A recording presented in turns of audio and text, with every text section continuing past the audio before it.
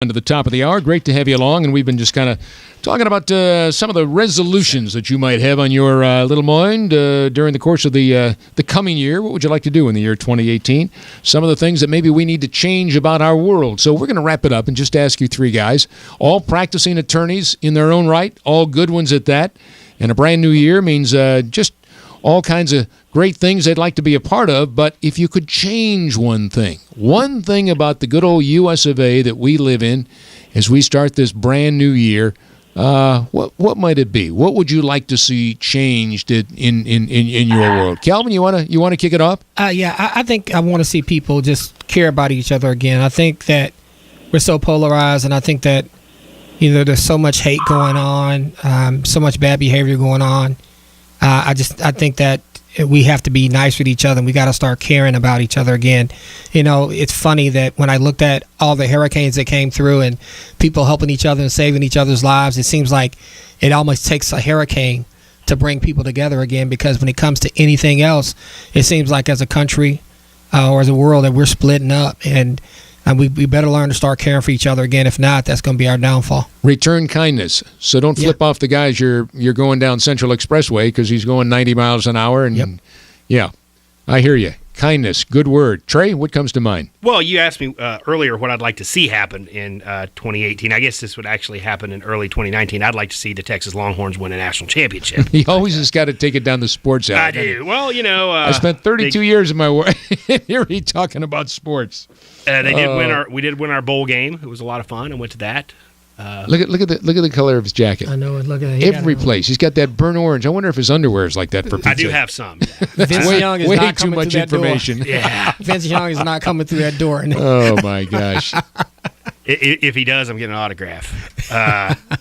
But I'd like to see that. But I am kind of excited about the national championship tomorrow. Don't get to that yet. We'll get to that in just a sec. First of all, I want to get to Steve and find out what he would like to do. Oh, Lord.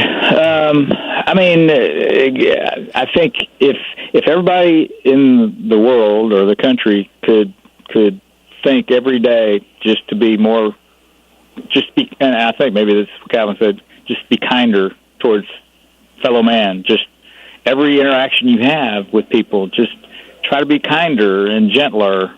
I don't know. I think that would, it would help. It would change the world, really, ultimately. So I don't know. What about you, Scott? What do you think? I would say the same thing. That's why I said kindness.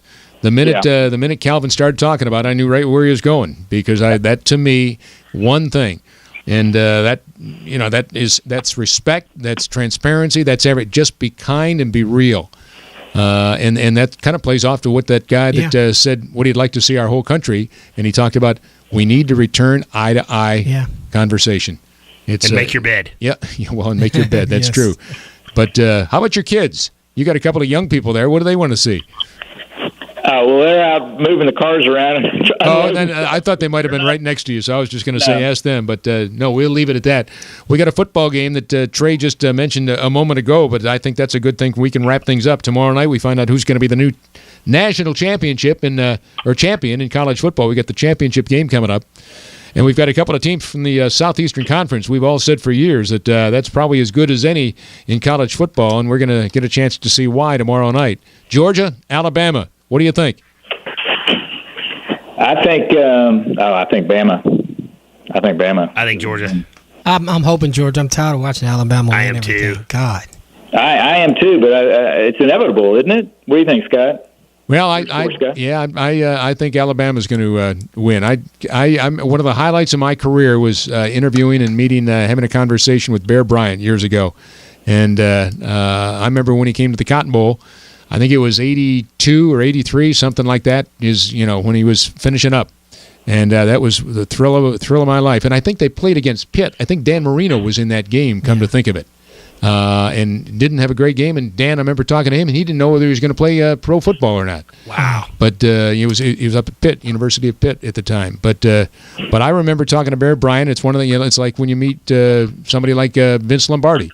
It's the same type of thing. And of course, we had a Tom Landry right here in Dallas. So those are things you remember the rest of your life. But they were something special. They were something special. So who was Bear Bryant coaching for at the time?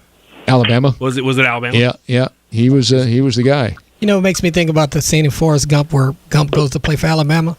It does. It just makes me think about it. It just, I love it because I go like, man, you're doing everything in your life that's great, right? Well, he coached several places. He coached at A&M. Yeah, he coached at A&M. Yep.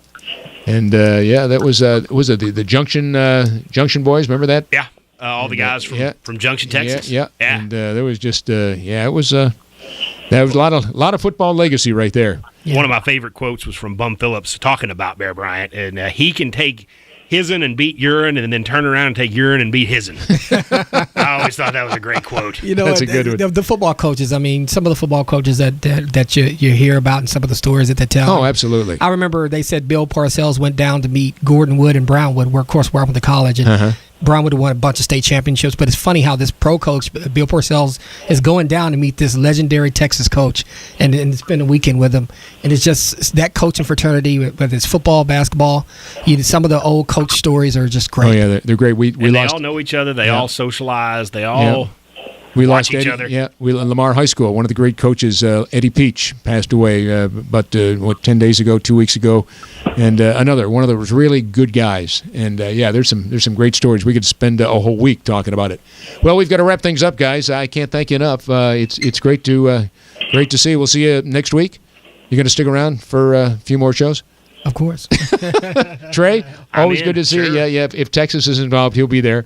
And even at the end of the phone, sounded good, Steve. We appreciate it. Happy New Year to you and your family. Thanks, guys. You too. Appreciate it. And certainly Happy New Year's to all of our listeners. Great to have you along as we continue on. We're going to be back next Sunday afternoon here on 570 KLIF, 570 on your dial, and we're going to be here at 5 in the afternoon. So until then, I'm Scott Murray for Trey, for Steve, and for Calvin. Have a great week, everybody. And as we always remind you, live your life as a go-getter, but share your life as a go-giver. Good night, Texas. Looking for a great video to preserve your family's legacy?